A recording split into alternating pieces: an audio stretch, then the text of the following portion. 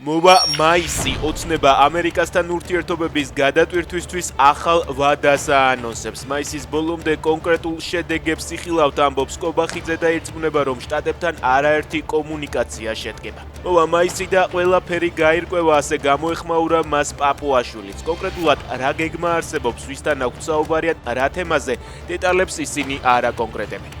ამერიკასთან ურთიერთობების განახლების კუთხით სიახლეებზე ოცნება ჯერ კიდევ აპრილის დასაწყისში საუბრობდა.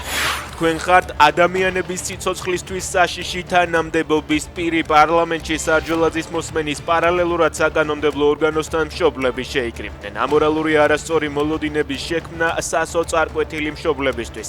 თქვა ჯანდაცვის მინისტრმა და დიუშენის დაავადების საწინააღმდეგო მედიკამენტის ეფექტურობა ამჯერად საპარლამენტო ტრიბუნიდან დააყენა ეჭუქვეში. ხმაური და დაძაბული ვითარება იყო მარნეულის სოფელ შულავერში, სადაც აქციის ორი მონაწილე დააკავეს. შეკრებილი მოქალაქეები აცხადებდნენ, რომ უცხოური პროდუქციის იმპორტის გამო ადგილობრივი მოსავლის რეალიზაცია უჭირთ და პროდუქტს დაბალ ფასად ყიდიან.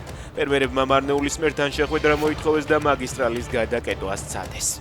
სანქციებს გამანადგურებელი გავლენა აქვს რუსეთის ეკონომიკაზე. ამის შესახებ ევროკომისიის პრეზიდენტმა ევროპარლამენტში სიტყვით გამოსვლისას განაცხადა. ურსულა ფონ დერ ლაიენის თქმით, რუსეთის ომის შედეგებს რიგითი მოქალაქეები საკუთარი ჯიბიდან აანაზღაურებენ.